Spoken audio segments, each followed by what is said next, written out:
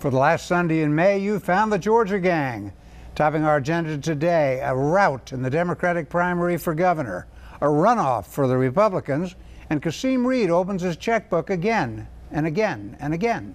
Some of the stories up for grabs on the Georgia Gang.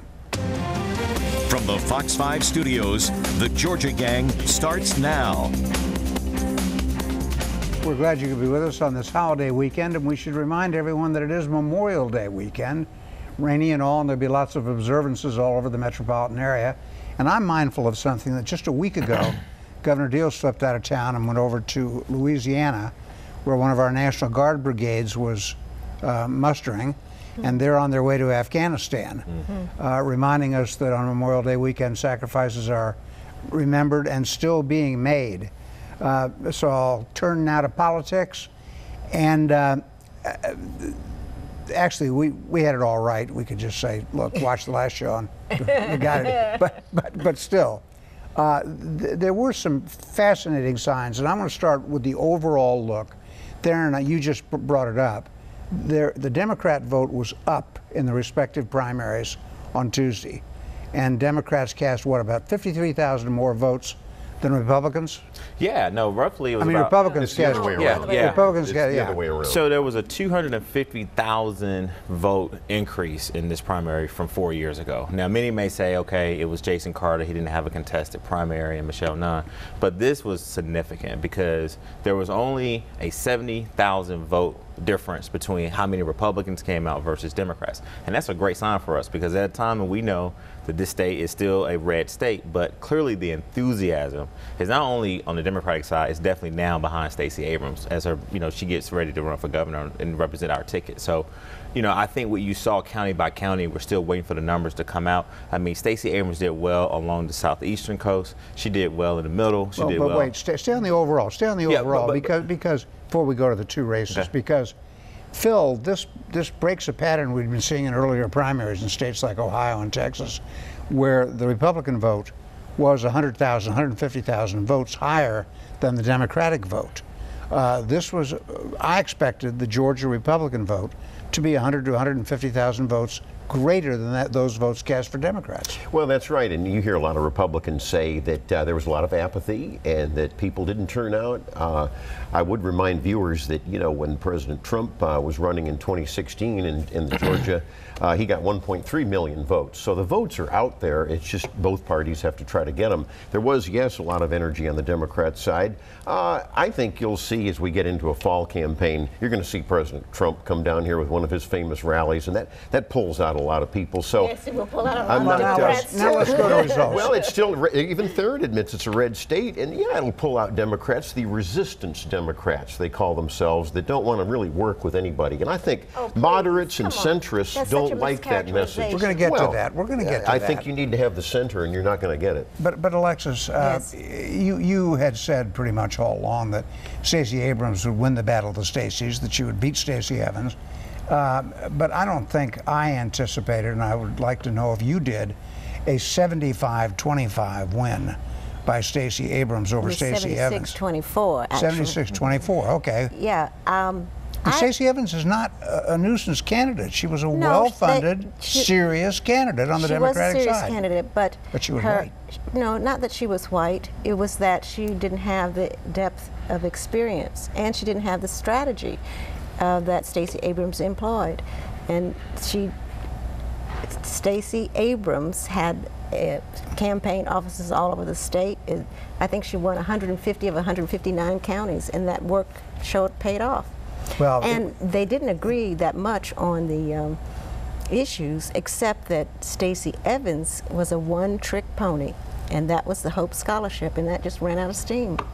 Well, that's one way of looking at it. I just think it's astonishing in any party primary where two establishment candidates, with actual resumes, right, not gimmicks, show 76, to quote you, 24% margin. I don't know. But I think what it was. The other thing that this did, in my view, this pushed the Democrats way far left. No, I disagree. I disagree, and I want to echo what Alexis just said. After Stacey Abrams won there, my mailbox went off, boom, boom, boom, boom, boom. every national special interest group weighed in, congratulating themselves on Stacey Abrams' victory.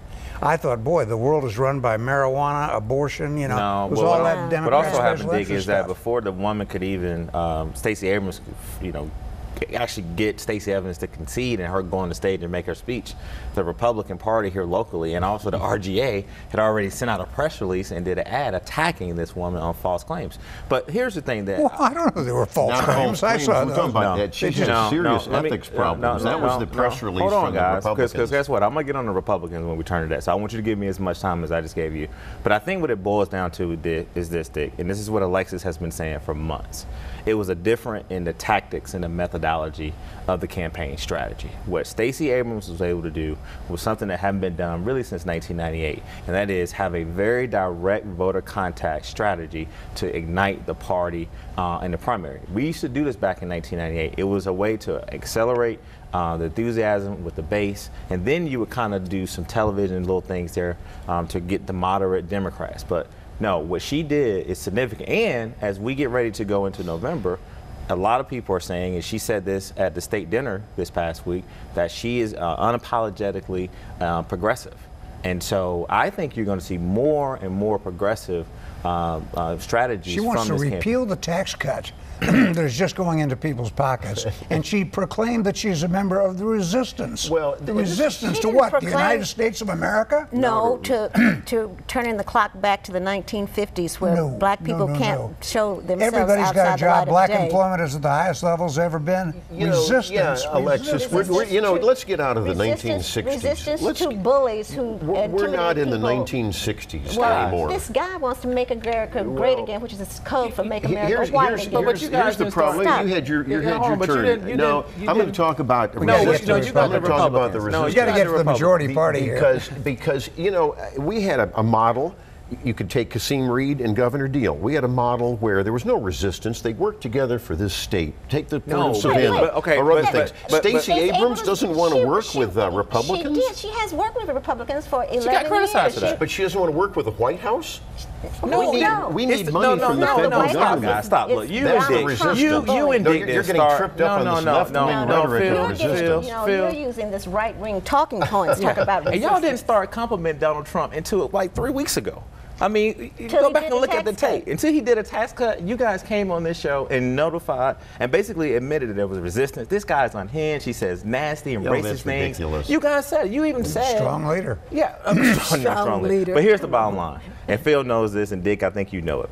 You cannot dispute this. The enthusiasm is on the side of the Democrats right now in the states. The Right Republic- now being the key word. And Right you can, now. you Key can word build. now. Okay. Last Tuesday. And guess what? We are in the best position that we can be in, and quite frankly, we're in a better position because what's about to happen on the Republican side? They're about to tear each other's heads off for 9 weeks. The minute Casey Cagle became, in the runoff with Brian Kemp, they sent out a very nasty press release going at Brian Kemp, and Brian Kemp is going to respond. So.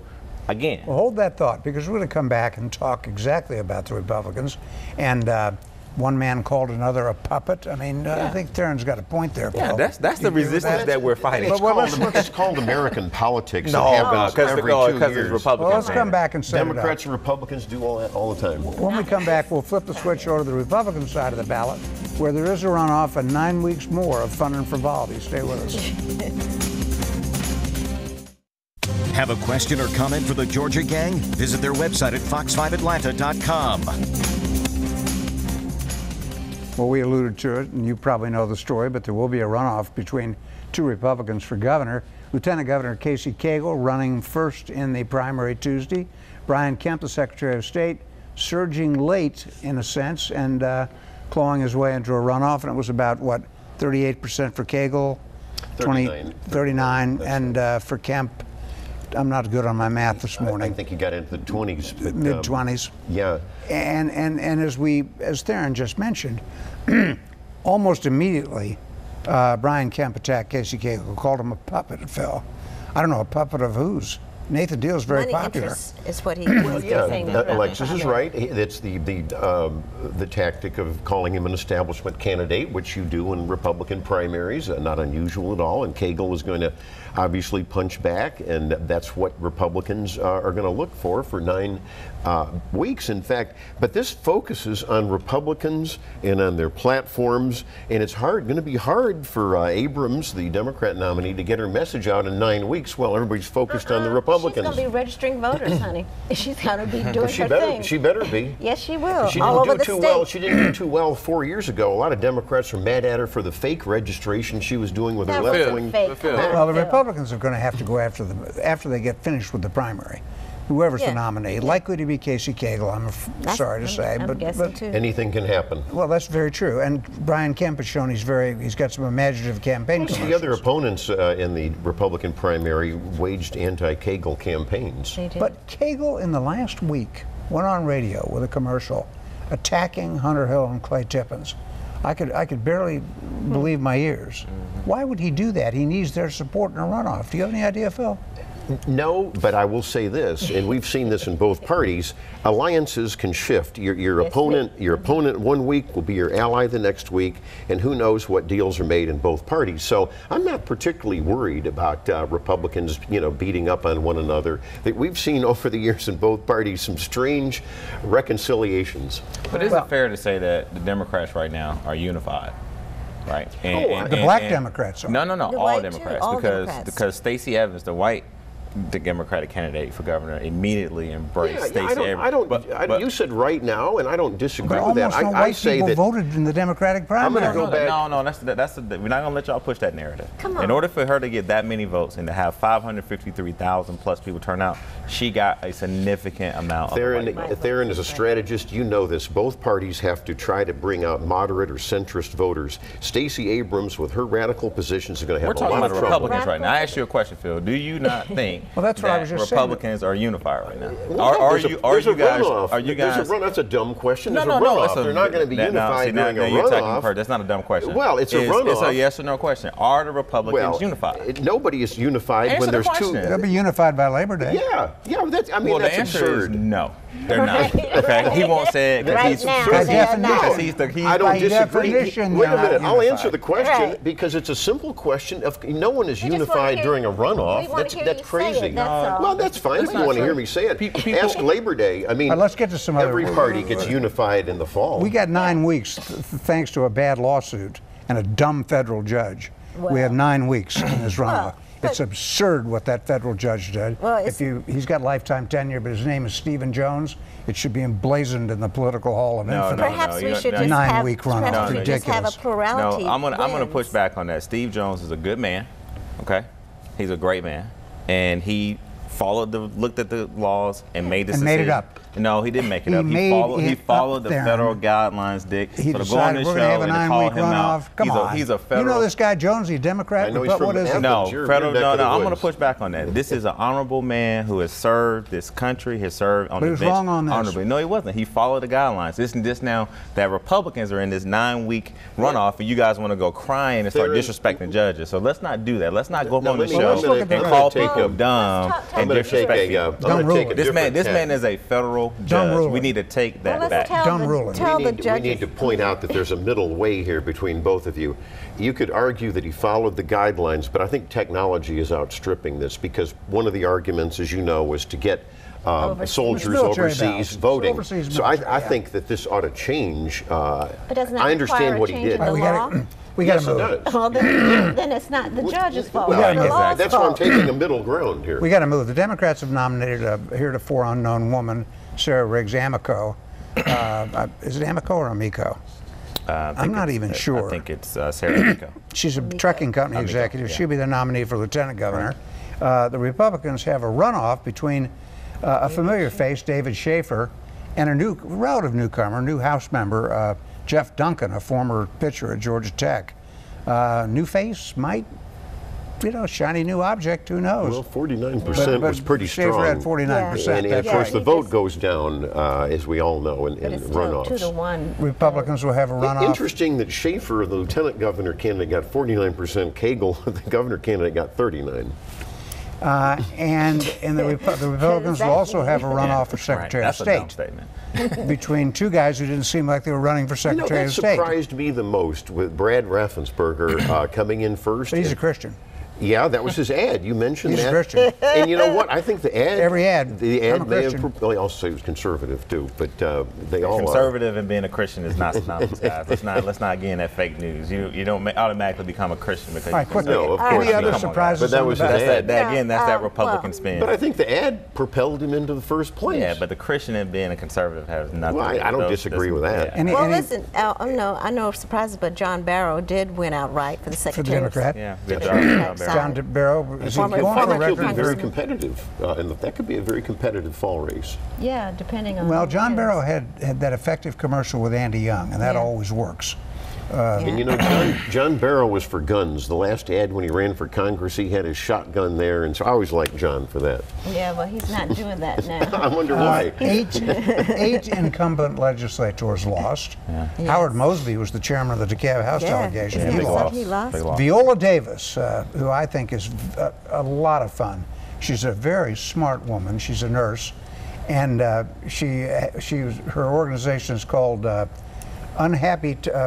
What is it? I've known her for years. Anyway, she got elected over Coach Williams. Yeah. Yeah. And I think she'll be a good legislator. And Kurt Thompson, Tucker lost, a He white lost, Democrat. right? He got another one down. crushed by a Bangladeshi immigrant, I know it. a person of color, That's right. as they say. Yeah. And then we should mention the two races for Congress. Now we'll have 9-week runoffs to contend Yeah. with these races. But in the 6th district, where I live and where you live, Phil, the nominee, the Democratic runoff, is between Kevin Abel and Lucy McBath. One is an immigrant from South Africa. The other is an anti-gun nut.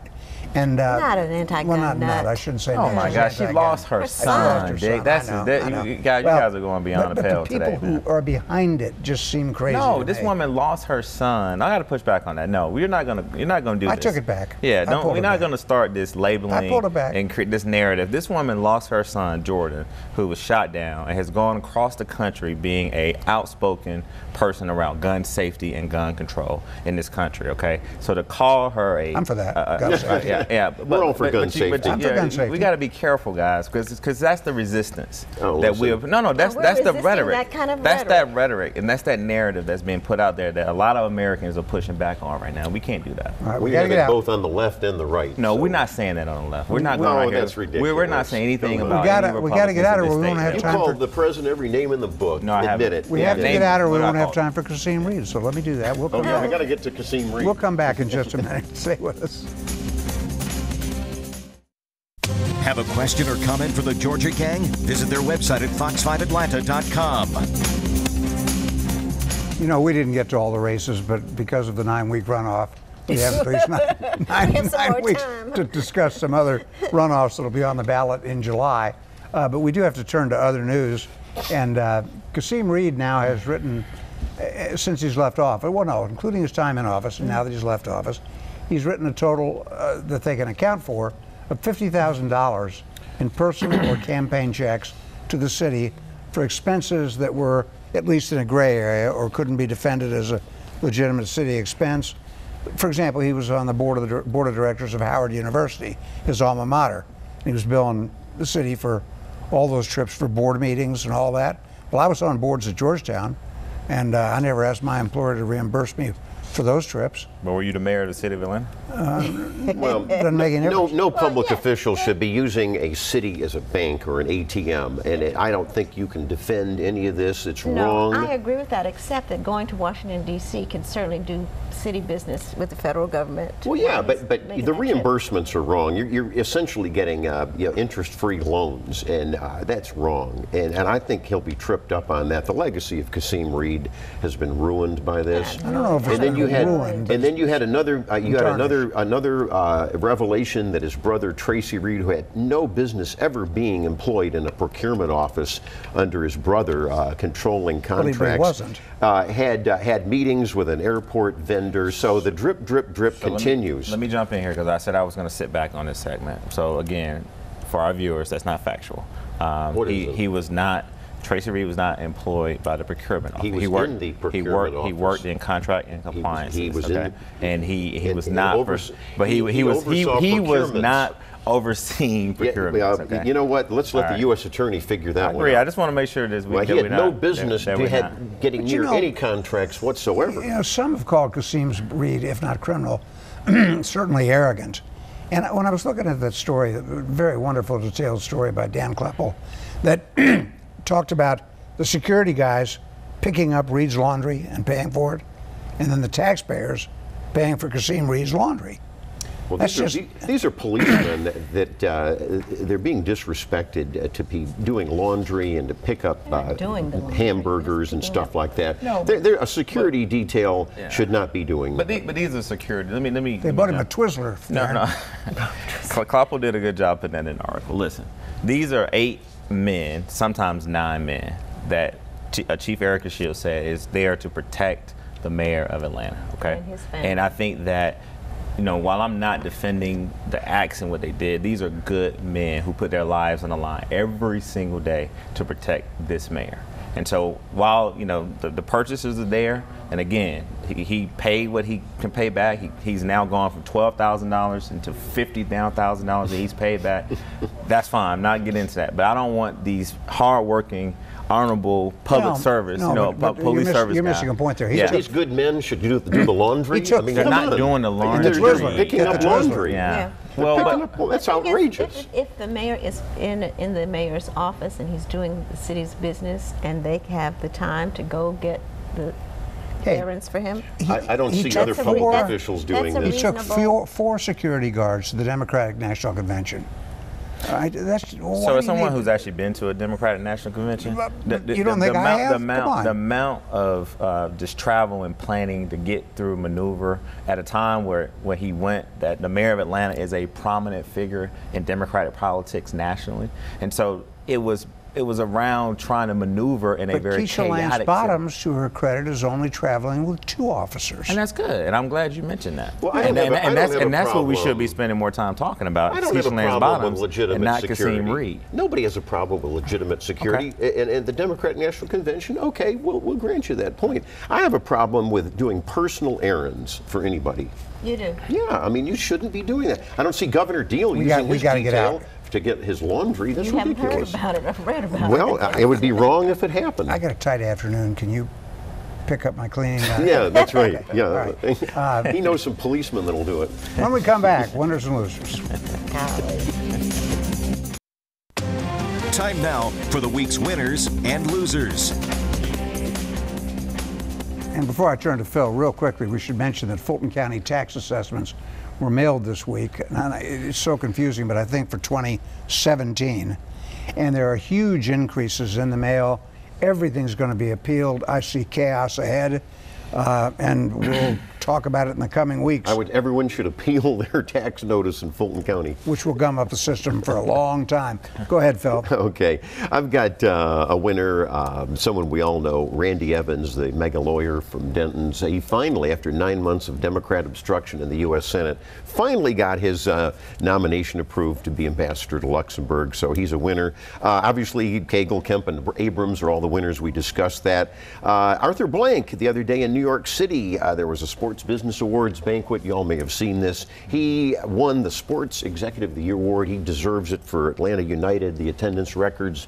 We've talked about, of course, getting the Super Bowl berth and all of that. In the city of Doraville, they are giving far too many tickets, and they are the subject of a federal lawsuit. They even ticketed a lady that had a crack in her driveway, and they fined her. They convicted her of a crime. No, that's terrible. That is terrible. 24% of the city revenue just on fines. Wow. All right, Theron, what do you have? All of the Democrats who won, I think we maybe missed a few. Lindy Miller won her. Well, we missed a bunch, yeah. PSE, I don't want to get into the name of everyone, but all the Democrats were winners for winning their primaries. Also, Dean of the Georgia delegation, Dean of the House delegation, Calvin Smyrie, received a Lifetime Achievement Award down in Sea Island, St. Simons this week from the Georgia Chamber of Commerce, so definitely want to congratulate him.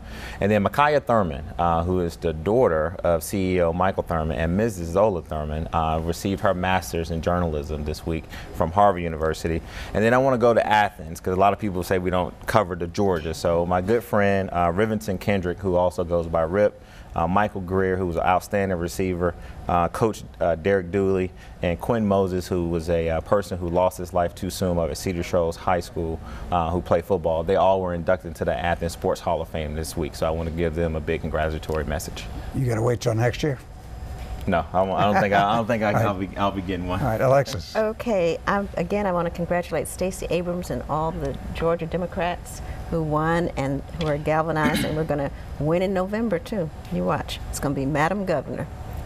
The other thing I want to do is to congratulate Maynard Jackson III and Wendy Jackson, his wife, who's also the founder of Auburn Avenue Films. Beginning June 1st through November 1st, Delta Airlines in-flight entertainment will show Maynard the movie, The Man, the documentary, and on all of their flights that show those kind of things.